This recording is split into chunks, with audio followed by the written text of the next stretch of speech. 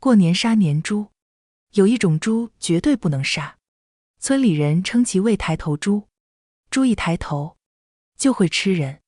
当天我家猪圈里的猪抬了头，我妈一脸幽怨，赶紧找好地方藏起来。它只要抬头就会吃人，直到把我们蚕食干净为止。亲爱的朋友，你有没有过这样的时刻，偶然翻开一本旧书，指尖触到泛黄的纸页，突然就想起某个午后，阳光透过窗棂洒在书籍上，连灰尘都在光束里慢慢飘。那时的时光好像特别慢，慢到能把书中的每一句话都嚼出味道。欢迎来到时光书房，喜欢我的朋友欢迎点击订阅分享。那我们故事开始。我从小就害怕猪，不仅因为它们嚎得难听，还因为猪是杂食动物。村子里就发生过，有小孩不小心跌落猪圈，找到后只剩下一副骨头。马上快过年了，我们家也决定把家里的年猪杀了灌香肠。我爸磨刀霍霍，喊了几个同村哥们帮忙，我妈则烧好了烫毛水，弄了盆子收血。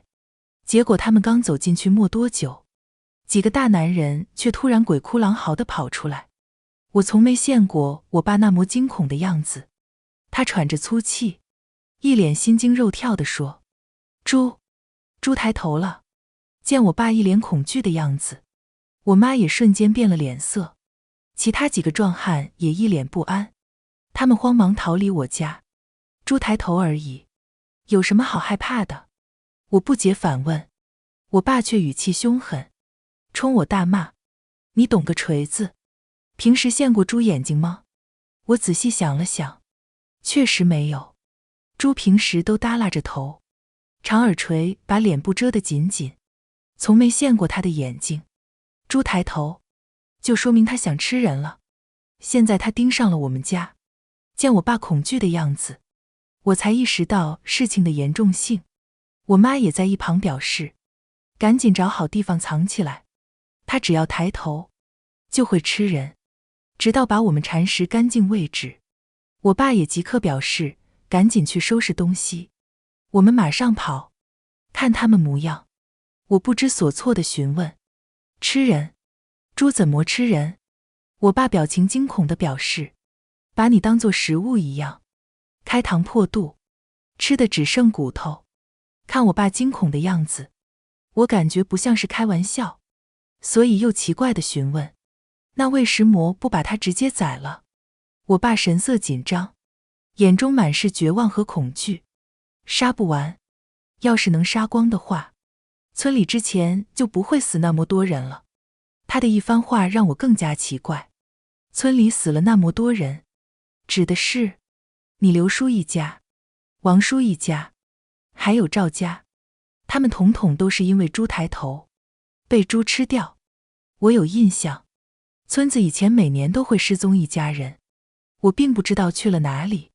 现在我爸却告诉我，是因为猪抬头死掉，这也太过天方夜谭。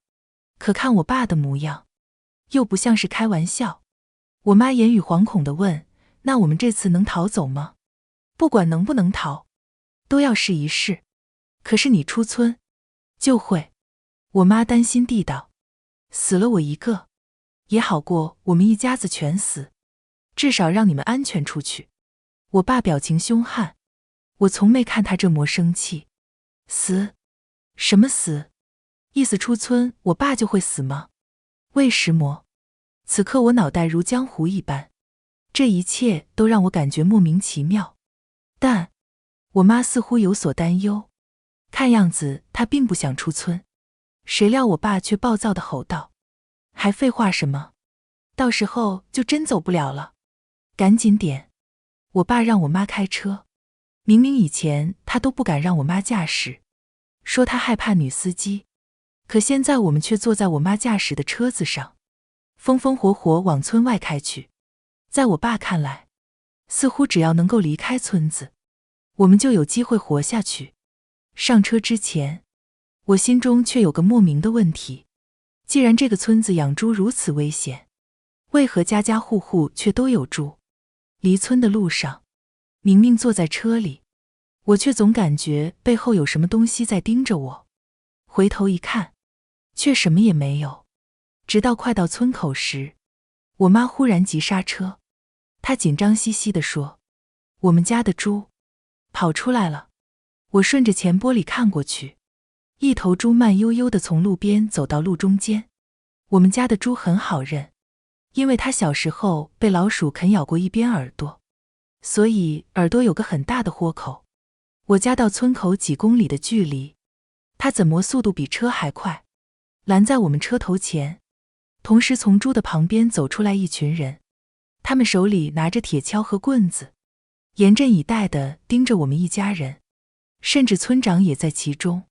他接下来的话让我爸近乎崩溃：“你们不能离开村子。”村长和一群人拦在我们车前，他来到车窗前跟我爸道。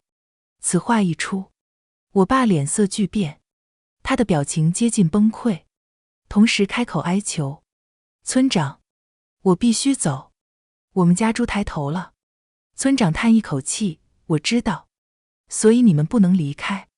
你们要是走了，其余村民就会遭殃。回去吧，等时间到了，我们会送你们一家上山。”我爸表情立马变得凶狠，他开口大吼：“谁敢拦我？开车！”我妈立马发动汽车，想要从人群中冲过去，可汽车却忽然没有了反应一般，无论怎么踩油门都没有动作。村长将车门拉开，语气忧愁地道：“下来吧，他不让你走。”我爸本来凶狠的模样随即又变得可怜，他哀求道：“至少放我儿走。”村长还是摇摇头：“回去吧，我们大伙送你。”下车后，我看了一眼那头猪，猪的那双豆豆眼和平常不同，充满了贪欲。它盯着我，仿佛盯着食物一般，无法拒绝。我们一家人回到家里，家的四周也围满了村民，防止我们逃走。村长也高声和我们道：“给你们一家留点最后道别的时光，等时间到了，就准备上路。”他们将我们关在屋里。我爸来到猪圈，看到空空荡荡的猪圈后，愤怒地拿着铁锹，直接将猪圈给全部拆了。我妈一脸愁容，她看着我，眼中饱含泪水。我心里当然也极为恐惧，因为我终于发现，那种被窥伺的感觉来源何处。村里的山顶有座山叫猪耳孔，因为形状和猪鼻极为相像而命名。猪耳孔的山顶似乎多了什么生物，像人一样站立，如同一个肥胖的人一般。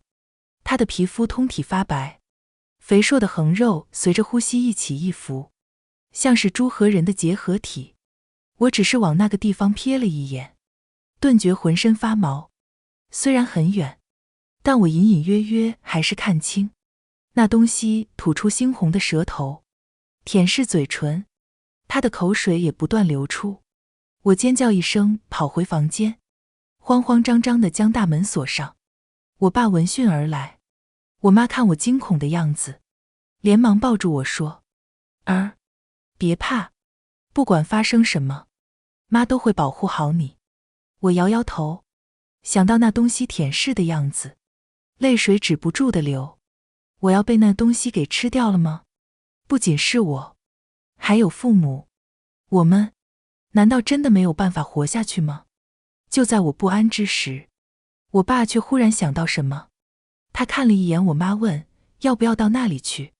你疯了吗？”那可是……我爸看了一眼我，立马做了个嘘声的手势。都已经这个时候，没办法了，死马当活马医，先逃过这一劫再说吧。但是村子里其他人……我妈欲说还休，哀怨地叹一口气，最后只能点点头：“就依你吧，等天快黑了再行动。”我不知道他们在说什么。等到快天黑时，我妈让我跟着他们，千万不能掉队。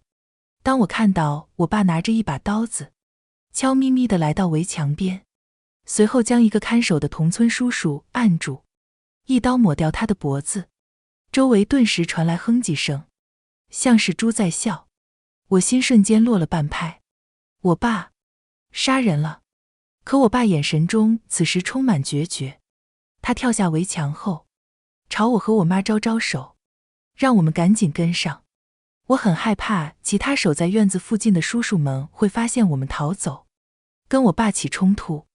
幸运的是，没人发现我们逃出来。随后我妈拉着我跳下围墙，我爸牵头，领着我们往前走，来到村后山的乱葬岗。我爸平时严厉禁止我来这里，他说过，怕我惹上不好的东西，结果今天却主动领着我来这。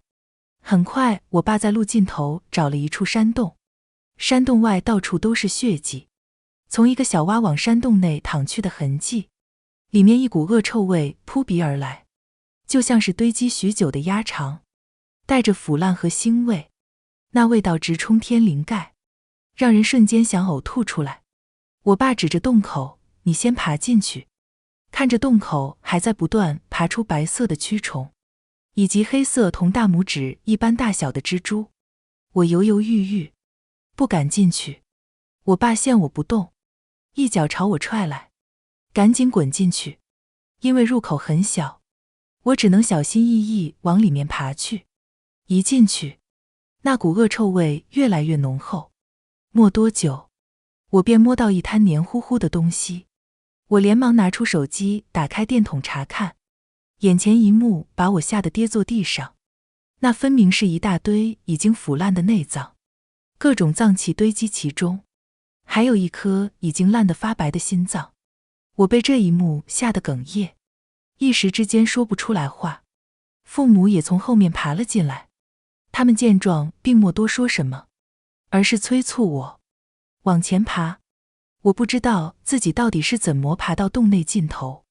等停下来后，我爸吩咐我，外面无论发生什么事，都不要出声，听我指示，只有这样，我们一家人才能活下去。我点点头，表示明白。洞里的腐烂味不断往我鼻子里钻，不过在里面待久了，差不多也习惯了这味道。我们一家三口凑在一起，慢慢适应了洞里的环境。洞里除了那些腐烂的脏器外，还有不少虫子。刚开始我感觉有虫子钻进了我衣服里面，慢慢的，知道这些虫子无毒后，我也任由它们攀爬。如果太阳，我直接靠在墙壁上，将这些虫压爆浆。就这样坚持到快后半夜时，外面传来哼唧哼唧的声音，这声音极为熟悉。每次我爸要喂猪时，猪就会发出这样的声音。我爸和我妈立马拉住我的手，我能感觉到他们手心不断冒汗。外面的猪叫声大概持续了1个多小时才消失，他们似乎在找寻什么东西。又等了许久，外面忽然传来了尖叫。我爸听到外面的声音后，立马催促道：“赶紧走！”接着他领头，带着我们往外爬去。我们爬出洞口，可接下来的一幕让我吓得走不动路。惨白的月光下，6个人被倒挂在木桩上，他们的颈部被切开，血突突地往外流，地上被挖到一道沟壑，激人血水汇聚一起，往我们钻出的洞口流进。这些人面带不甘，眼神中充满绝望。他们我认识，是我们同乡村民，张姓一家人。他们家人口多，家中有2位老人，一对中年夫妻和2个小孩。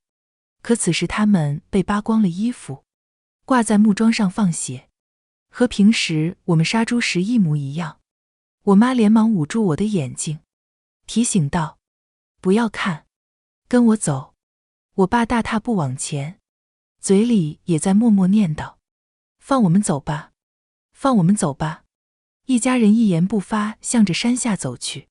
可我们刚到路口，就看到不少电筒照亮，村民们手持电筒，埋伏在下山的路上。见我们出现后才打开手电筒，往我们脸上照。他们把我们团团围住，有人破口大骂 ：“CNND， 因为你们，张世峰一家死了，你们贪生怕死，杀了老王不说，还把张世峰一家害死，把他们抓起来。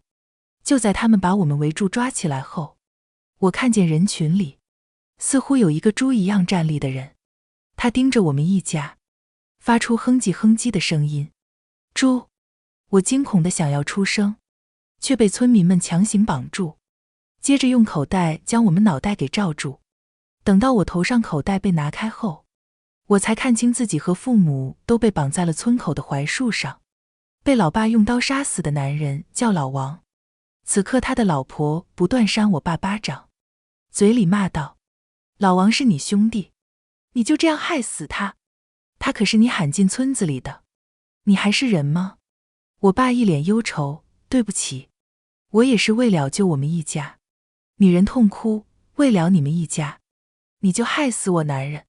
旁边村民又骂道：张世峰一家也是被他们害死的，他们藏了起来，诸神找不到他们，就拿张世峰一家撒气。没错，我亲眼看到那群站立会走路的猪到他们家，掳走了张世峰一家人。想到乱葬岗上倒立放血的那一家，我心中也痛苦无比。原来张家是因为我们一家才死的。我也明白了，为何我爸说去那里时，我妈会犹豫。看来他们都知道，藏起来会导致其他人受害。而老王的老婆忽然变得眼神疯狂，似乎想起了什么，大喊道：我也让你先尝尝失去亲人的痛苦。女人拿着一把刀冲到我面前，我被绑缚在槐树上，无法逃脱。眼看着女人的刀朝我胸口刺来，要死了吗？我不甘心，刀子刺在我的胸口，眼看就要没入。在我旁边的父母发出尖叫，我爸更是大吼：有本事冲我来！村长却忽然拉住疯女人：行了，来几个人把她带走。村长把她抓住，她力气莫男人大，直接被拉住不能动弹。一群人又将女人拖走，我大口喘着粗气，被刚刚那一幕吓得不能言语。一群人在下方吆喝：为石魔不让他偿命。村长却扭头朝众人解释道：诸位，诸神要他们一家，如果杀了他们，我怕诸神就享受不到鲜活的祭品会生气，等上了山头，再把他们献给诸神。说完，村长不断看时间，还不时朝着朱儿孔那座山头望过去，似乎在等待什么。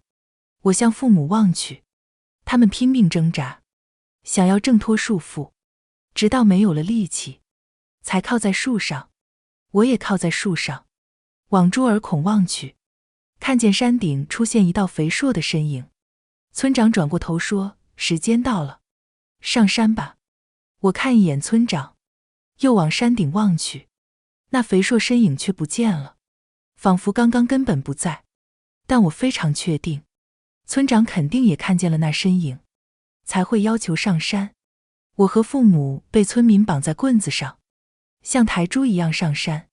半路我听到我爸不断念叨：早知道就不该来，不来这个村子，你们就不会有事，全怪我。我爸语气带着悔恨。我妈没有说话，而我却想起了前几年，原本我爸得了病，医生当时说他已经活不过3个月，结果某天，我爸忽然激动地赶回来，说要带我们去一个地方，在那里，他能药到病除。所以我们一家人搬到了这座村子。说来也怪，我爸到了村里后，身上的病果然消失了。后来我了解到，这个村子里很多人原本都有病根，到了村子里后，所有病样全部消失。我以为是这里风水原因，现在看来并不是。这座村子有它的规则，而那规则和猪有着莫大联系。我爸忽然说了一句：我对不起你们。接着忽然像发了疯一样，在杆子上拼命摇晃身体。上山的路右边是一座悬崖，我爸晃动着，抬着他的村民走不好往前走，连忙稳住身体。可我爸却像荡秋千一样，不断横向晃动。有人想要去阻拦他，可山路狭窄，那人直接被我爸摇晃着撞下山，抬着我爸的人也身体不稳。走在最前面的村长气得大叫：“别让他落下山了！”话音刚落，但一群人还是像保龄球一样站立不稳，纷纷向山崖下滚落。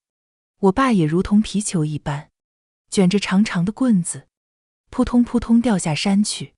村长大吼大叫，不断看手腕上的表，表情激动：“快下山，把他尸体找到，时间要来不及了，赶紧去找！”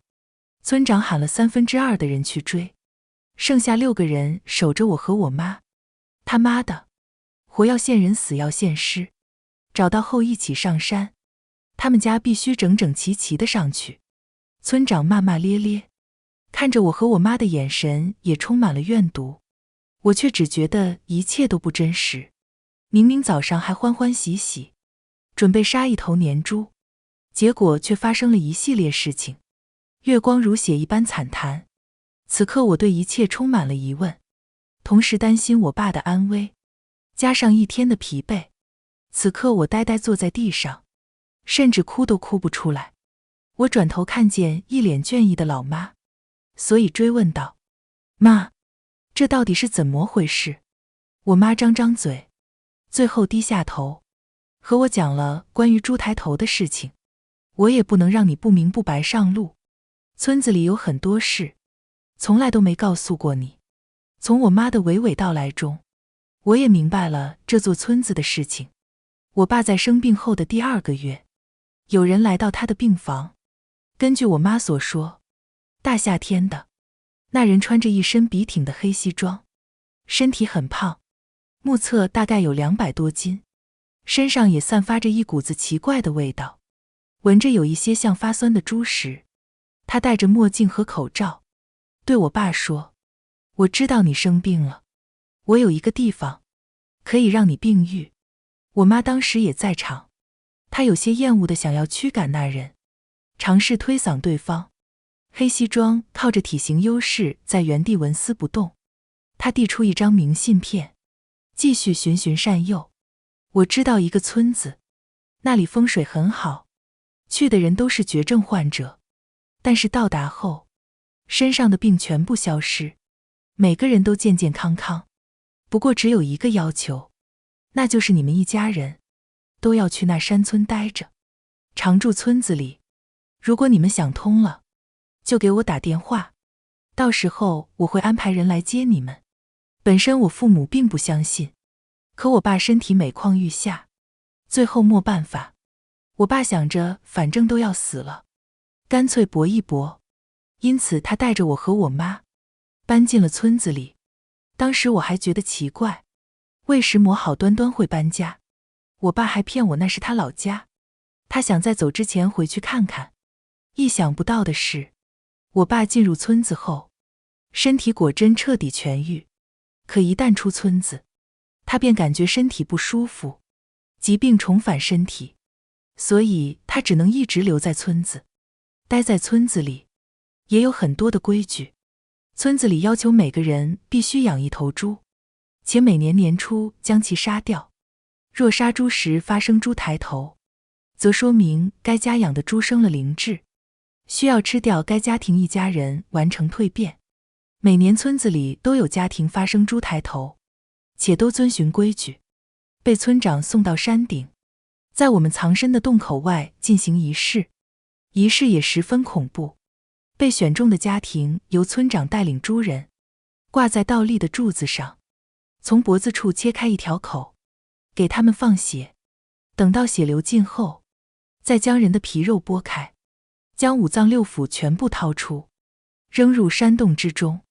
被取下五脏六腑的人则留下干枯的皮肉，等待开了灵智的猪前来啃食。所谓开了灵智的猪，就是那群能够站着行走，盯着猪脑的东西。这所村庄就是为了孕育他们而存在的。送上山的家庭，等猪人吃完后，村长再带人第2天上山，将死人骨头收集，原地挖坑埋下。没错，就是我们藏身的那个山洞。我爸之所以带我们藏进去，是因为他发现里面的臭味能掩盖我们身上的味道，可我们藏了起来，诸神却因此不悦。没办法，村长只能选择人口比较多的家庭，抚慰诸神，但这只是缓兵之计，只有我们一家被啃噬，诸神怒火才会平息，否则村子里将会一直死人，直到死光为止。村子里每年都会有一户献祭诸神，因此乱葬岗上才密密麻麻树立起各种墓碑。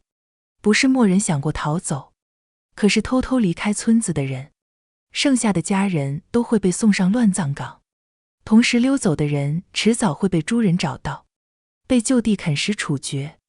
只要进来后，就没人能够安然无恙离开这座村子。难怪我进来后，我爸让我在家陪他一段时间，不去上班，就算要离开村子，也要和村里其他人同行。我这超绝钝感力，居然没能意识到其中原因。我听得口干舌燥，想不到父母一直瞒着自己，村子背后的真相如此恐怖。但我又有些不甘心地问，可是你们明明知道村里这么恐怖，为什么每年还是有这么多人进入村子？我在这个村子里待着，前段时间已经察觉到一个怪象，天南地北的人都来这座村子。我妈接下来的解释让我心惊肉跳，让我明白，人都是利己生物。这座村子的人和缅北的诈骗犯似乎没什么区别。朱村还有一条规矩，如果能拉其他家庭进入朱村，猪抬头这一年将不会发生在你家。你爸去年喊了老王一家，所以我们没事。今年本来喊了自己的兄弟来，可他们临时变卦，想不到猪抬头就降临我们家了。我妈呜呜哭起来，不知道她是因为害怕，还是痛恨那个临时变卦，导致我们家陷入绝望的家庭。我妈给我讲述时，我却在地上摸索着，找到一块尖利的石头。没人注意到我的小动作，她呜呜地哭着，一旁村民也纷纷抹眼泪。这座村子进来了就别想走掉，它像是一个张开血盆大口却循循善诱你的怪物。你明知道里面充满危险，可还是义无反顾地进入。我妈说完后，盯着我的眼睛，宝贝，我们最对不起的就是你。村长站在一旁，不断地查看时间，听到我妈在一旁哭泣，他破口大骂，别他妈哭了。直到刚刚下山去找我爸的村民们抬着一具尸体走上来，村长表情才放松了不少。他走上前，看见尸体却有些不悦，询问脸怎么烂了。下山的村民们道，下山后找了好久，才看到他的尸体，这衣服就是他的，其他所有落下山的尸体脸都烂了，肯定是下山过程中撞在岩石上面碎了。村长看了尸体，思考了许久，马上要到12点了，走吧，准备上山。我妈看见尸体那一刻，直接嚎啕大哭起来。我没有哭，只是定定盯着那具尸体，心中反而还安定了不少，因为那具尸体垂在外面的右手掌没有任何印记。我爸之前干农活时，不小心用柴刀划伤了手，留下了一道很长的印子。这群村民显然只是靠衣服认人，以为他就是我爸，但只有我知道，那并不是我爸。村长在前面带路，村民们提着我和我妈，继续向山上走去。快到山上时，我瞥见对面的山峰上，有不少站立的猪头人身，他们似乎在跳舞，身影不断晃动，我能感受到他们的饥渴与贪欲。村民们自然也发现了对面的猪人们，他们加紧速度上山。村长也大吼道：新日已到，送食上山，开灵智歌位。我们被送到山上，看到山上的情景，我差点没吐出来。山峰之上到处都是鲜血，而之前绑在山上的尸体此时已经成为骨头，骨头上还沾着猩红的血肉。看来早上送来的那户家庭，此时已经成为猪人们的食物。我和我妈被绑在洞穴外的木头上，这次真的就要交代在这了吗？我爸到底生死如何？我不甘心瞥向远处，却看见最远处一个人戴着帽子。他仰起头，我看清了他的面孔，正是我爸。他不知什么时候藏在了人群最远处，没人发现他。大家注意力都放在我和我妈身上，就连村长也一直没有回头，并未瞧见我爸远远地跟着我们。我心情激动，猜测我爸落下山后，将其他掉下山的村民尸体脸砸碎，换上他的衣服，就是为了隐藏暗中，方便救我们。我们被绑好后，接着有人拿出刀子，先将尸体的手腕割开。尸体死亡时间不久，血液还未凝固，手腕上的血液顺着地上的小洼流进山洞。他们以为尸体是我父亲。接着村长拿着刀子又来到我面前，他面膜表情地道：你们家惹了大祸，我不怪你们，一路走好。他说完，冰冷的刀子便向我脖子抹过来，但是我早就用山路上捡的石头把捆住我的麻绳磨破，所以刀子过来的一瞬间，我急忙伸出手，将刀子牢牢抓住，同时用石头朝村长砸去。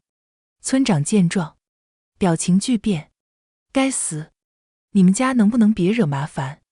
他愤怒地怒吼，眼神中怒火熊熊燃烧，同时使劲将我刀子向我脖子推进。我牢牢抓住刀子，血从刀子中渗出来，我身上的血也落在地上，混杂在小洼中，向着洞内流去。后方忽然传来一阵哼唧哼唧的声音，紧接着我看见数十只顶着猪头的人参怪物从山上冲下来。村长目睹这一切，脸上充满怀疑：怎么回事？为什么他们都下山了？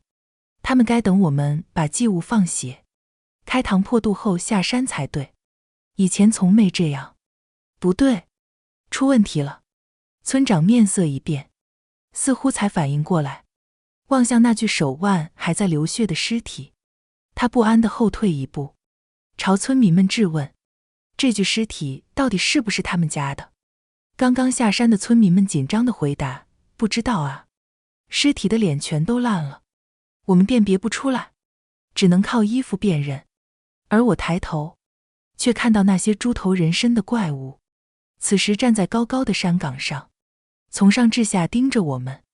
两边的山岗将我们一群人团团围在其中，仿佛就是一座牢固的猪圈一般，而我们就是其中待宰的食物。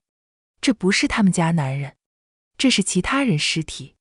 村长意识到不对劲，他看出来这具尸体不是我爸，因此那些猪头怪物涌下山崖，对着人群咆哮。没人知道这到底是谁家的男人。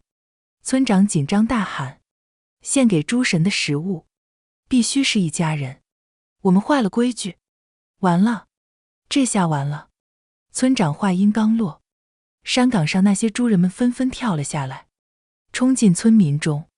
我亲眼看到几个人被猪人抓住，猪人将他们一把抓住，随后向两边撕扯，血淋淋的肠子暴露在空气中。猪人们开始大快朵颐，村长也惊恐万分，看着这一切不知如何是好。一只猪落在我妈面前，眼看它张开血盆大口，就要朝我妈脑袋咬去。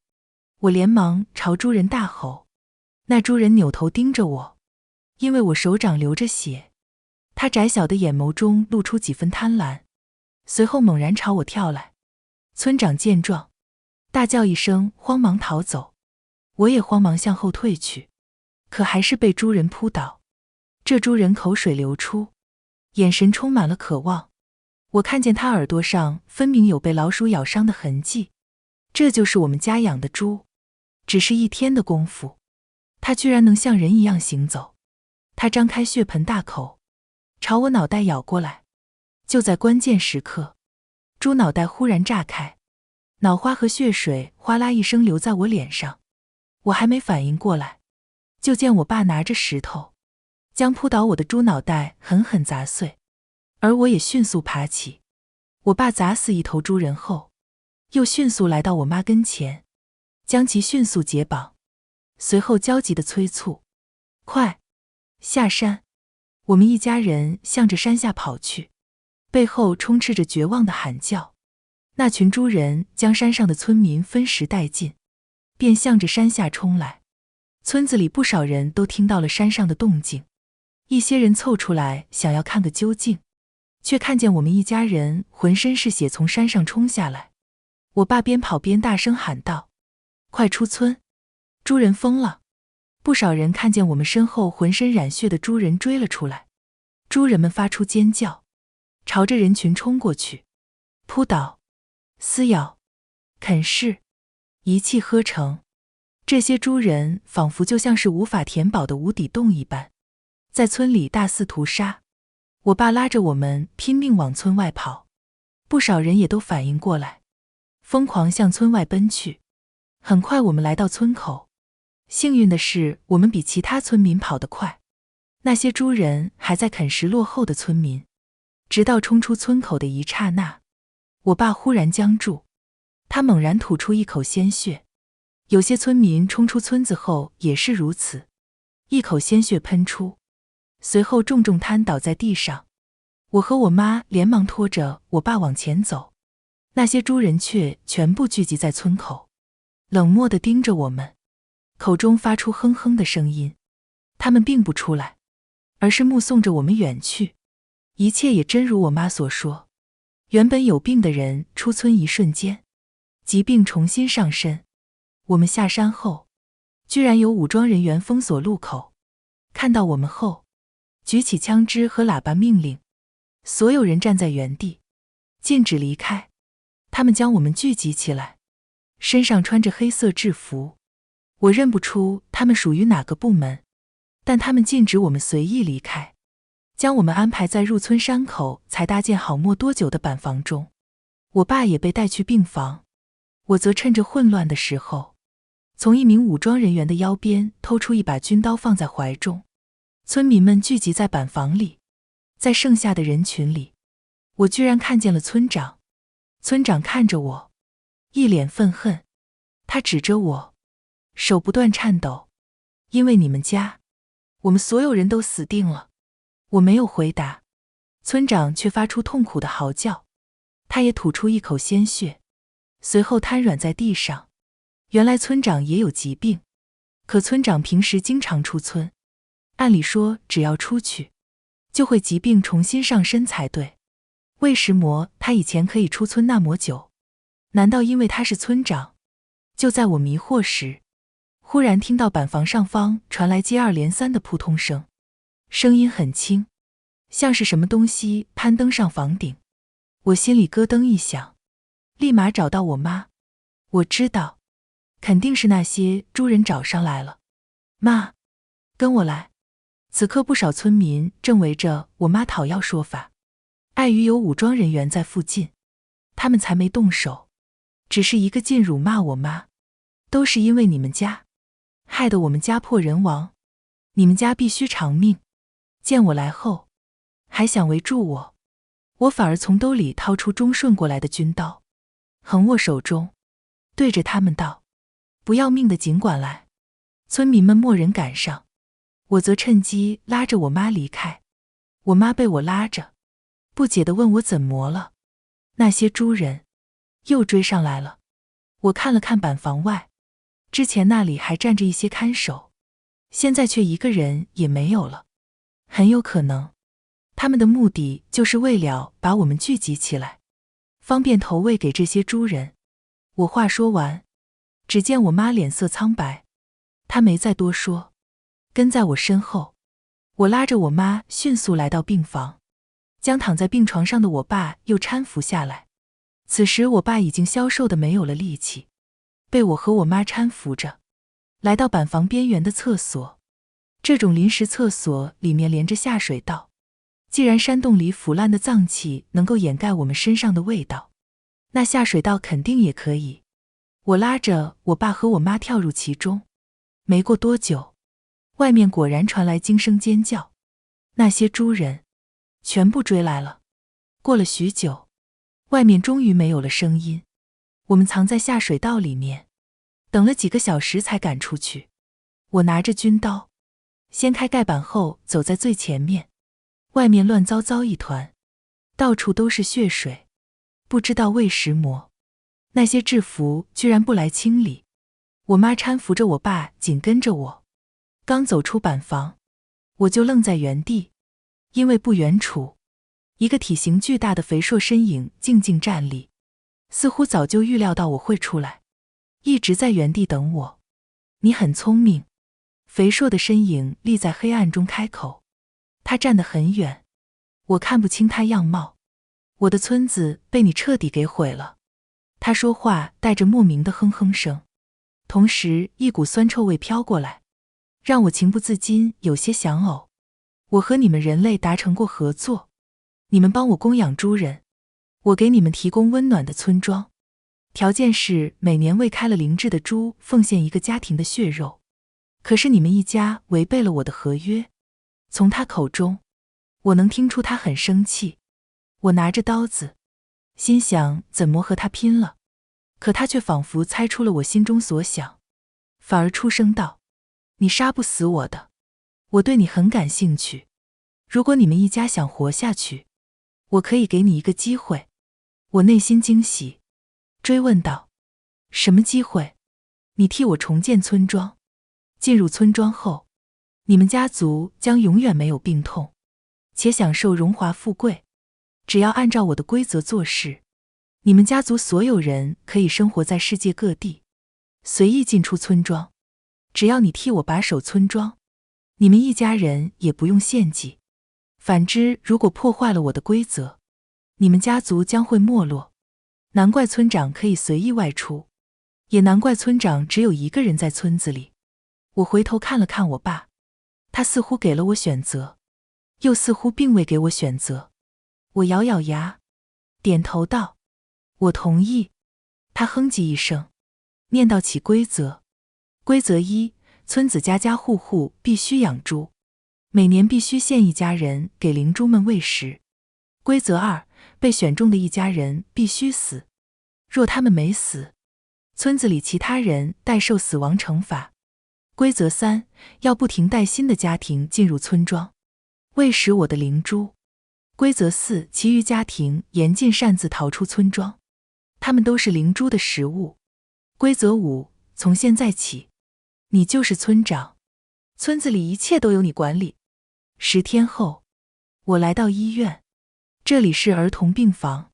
我看到几个抱着孩子，一脸痛苦的父母，拿出一张名片递给他们。如果你们想要孩子没事，可以来这个村子，我保证他来后，病就能痊愈。这是一座非常神奇的村子，村民们安居乐业，生活富足。对了，村里还有吃不完的猪肉，只要你们想来，村子随时打开大门欢迎你们。多介绍点朋友来我们村子，我们敞开大门欢迎你们。今天的时光书房之旅到这里就暂告一段落了。下一期，我们会带着新的时光之书与你相遇，可能是关于老上海的弄堂故事，也可能是藏在经典名著里的岁月细节。记得常回来看看。时光书房永远在这里，陪你在文字里与时光温柔相拥。咱们下期见。